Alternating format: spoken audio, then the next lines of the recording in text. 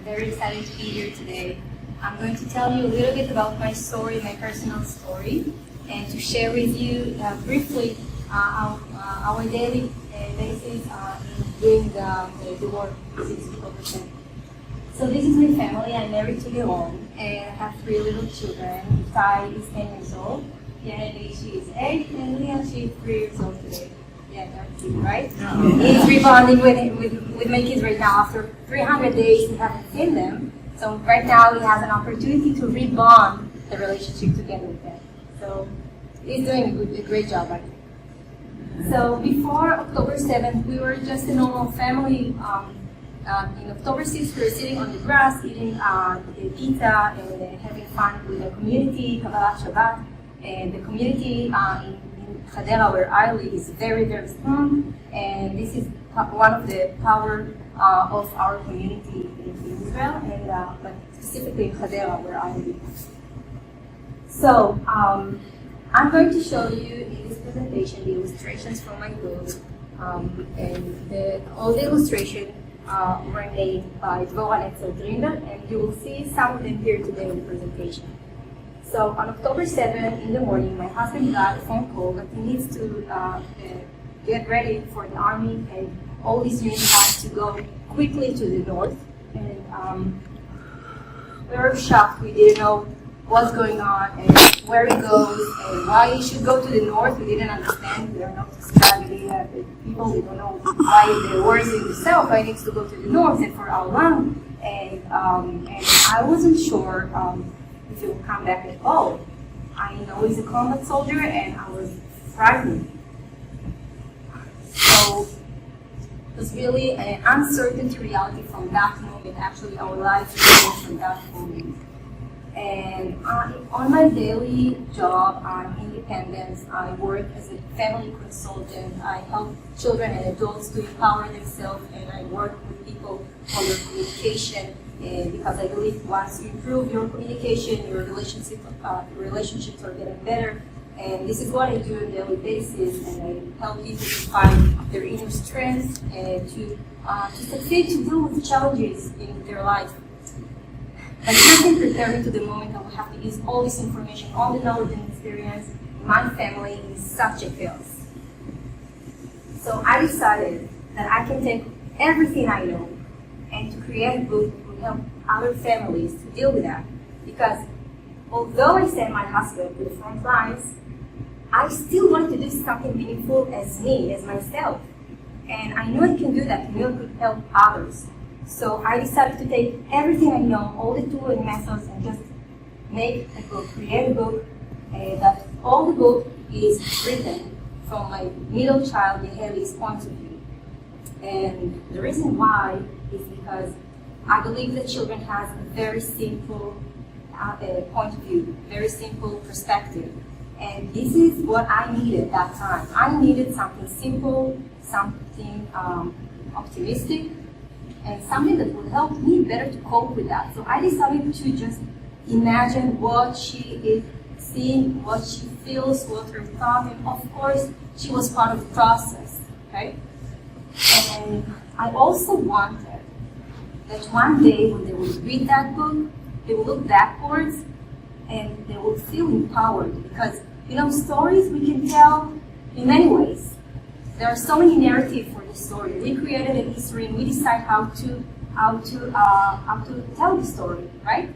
And the story that we tell will stay with us forever. And I really wanted that the children would look back and they will see the strength and the power that they have in this chaotic and uncertain reality. This is on my husband, and on his day job, he's an accountant, he's a CFO, but all of a sudden he became a soldier. And once my husband got the call that he needs to go to the army, all the family recruited. We became, in one moment, reservist family. He had to deal with the front lines. We had to deal with the home front, and we had to be strong. It wasn't hard. It was really, really hard. Because how can I find my inner strength? I'm really shocked and terrified. That was terrifying. really. And I had to find the way to deal with that. And this is what I do. I don't even walk to talk, but sometimes as a human, it's really hard to find that. Okay? Luckily, I was an officer myself in the Army, and that skills really helped me to manage everything. So I took all the knowledge I knew even before I became a parent advisor, and I just used everything I knew. I just looked inside of me and asked, what kind of skills, what kind of strength I have inside of me that can help me now. This is something I do with people. I ask them, okay, now you have crisis. What kind of inner strength you have? When did you deal with a challenge in your life? What can you take from here and to bring it to now? So that's what I did. I had a choice, and I choose that I have no control on the reality. It happens, right? I have no control of that, but I do have control in what I do, what I think. I have control over myself, and this is what I want to give to my children. Take the control to yourself. Concentrate on what you can do. So I think that decision changed the whole story, because I could choose different, but I chose that. And this is my story. This is what I chose to do. I want to share with you briefly the challenges, just for you to understand what it is to be a reservist family. So I needed to be a mother and a father. I had to take all these duties. I had to put so much on my shoulders. I'm independent. I couldn't work. We had no schools for 7 weeks, after holiday, after summer vacation. I needed to go back into being employee. It's my business. It's like another baby, okay? And I had to stop my life, to stop everything. I had to take care for 3 meals.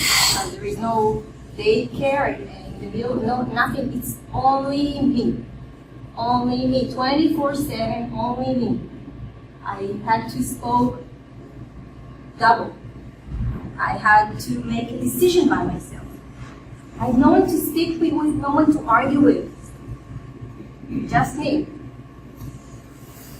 All the holidays by myself, all summer vacation by myself, 300 days by myself, 30 weekends by myself.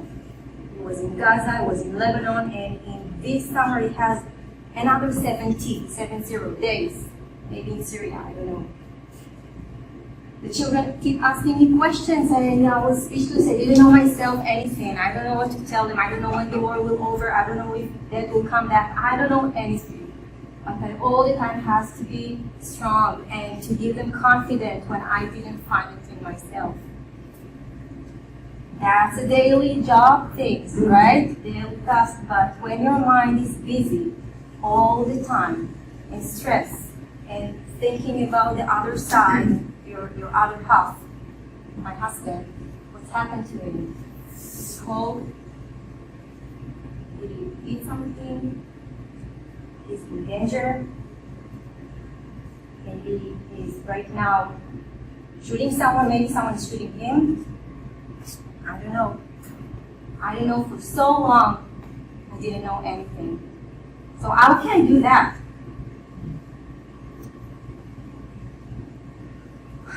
And that's the illustration. You can see the monster of the laundry is a monster. And so many questions, and Mom, why? And I can't answer anymore. I remember she asked me one time, is that will come for the weekend? It must come for the weekend because Shabbat is family time. It must come. And I was like, why? Because I didn't know. I asked him, when do you come? I don't know. Sometimes I didn't speak with him for weeks. So she just decided to answer to herself. She said in the book, I know that will come on the weekend because it's family time. Shabbat is family time. It came after 20 days. After this Shabbat, she thought it would come. One day, my son woke up in the middle of the night and he said, I can't fall asleep. I just imagine that our life is our death. He's 10 years old now. He was 9. Do you think that's a normal thought? I don't think so. So I all the time had to reflect something different than I felt, and I really had to dig inside of me to find something to give them some confidence, and I really did my best. I really did. Are you familiar with this sign? What is this? It's WhatsApp, and 1V means that I'm talking to the wall. Sometimes it happens when it's home, I must say, but I just spoke to myself for so long because the message was not delivered. Because it was in Gaza, it was in Lebanon, it couldn't print the intelligence things, and it was like in the middle of something, so it couldn't and I just wondered with myself, and I couldn't fall asleep. What's happening with him right now? And I had a constant fear that someone will knock on my door and will give me the most terrible news that will change my life forever. And it did happen once that I was working in my clinic inside of my house. And all of a sudden, I just heard the knocking.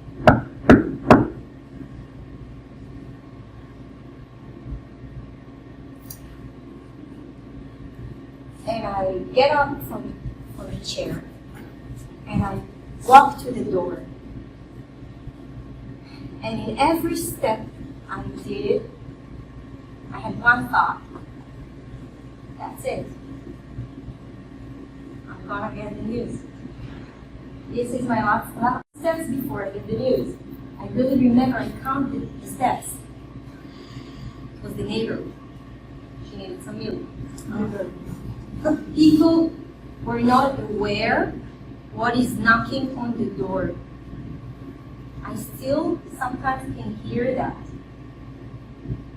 because it's traumatized. It's either to get 1V or to get bad news. Like that's what it is. So I thought, how can I take this is my love on new view. I provide people new perspective because I believe we cannot change the reality, but we can change our perspective and things will look different. So I really wanted to take it to my own life because unless for what I did of that and study of that, I can do it myself, right? So I chose to look on the optimistic and to choose the point of view that will help me to survive these days.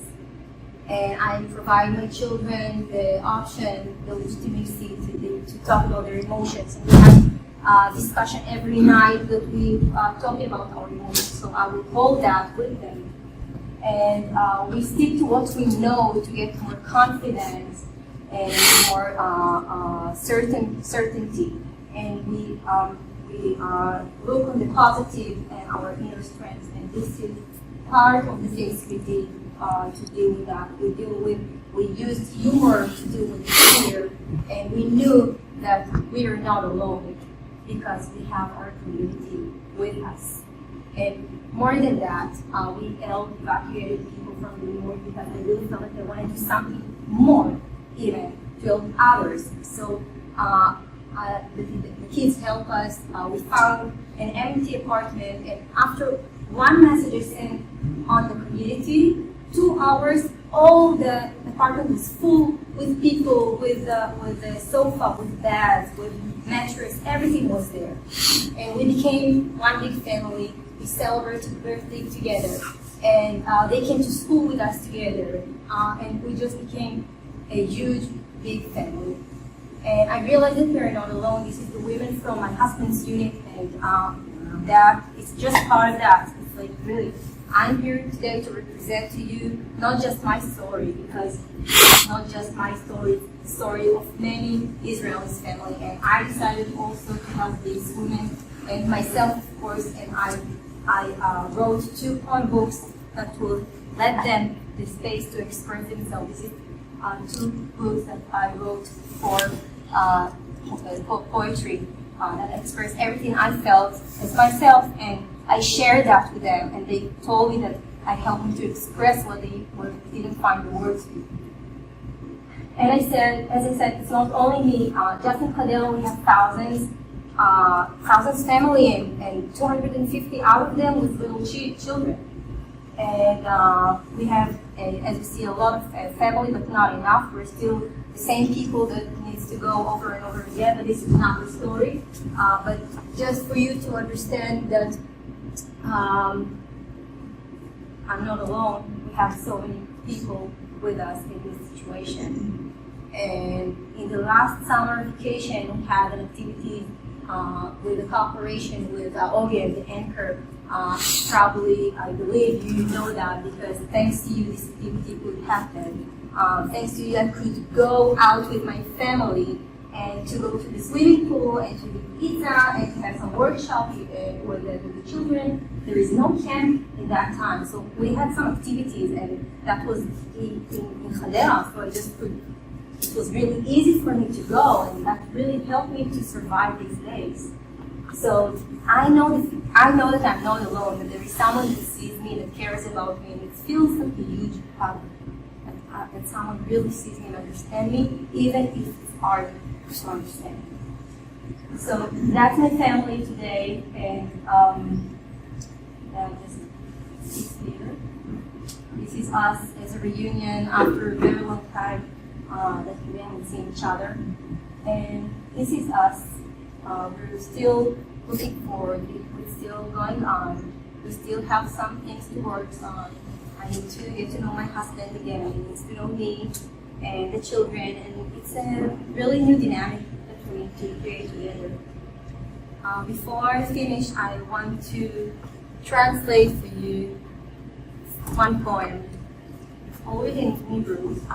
And it's the first poem I wrote.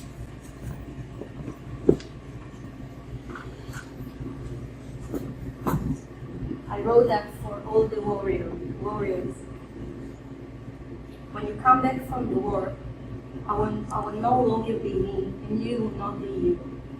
When you come back from the war, you will realize that you took all your duties, and you have a lot, and I took it all on my shoulders. I so feel that you're there, not here with me. All of a sudden, I'm doing everything. I'm a mother, I'm a father, I'm a one-woman show. Sometimes it's tough and exhausting. Sometimes it's filled me with pride. It gives me the feeling of power and strength. When you come back from the war, you will get a stronger and independent life. You will get a different life. When you come back from the war, you will get the older. Thank you very much.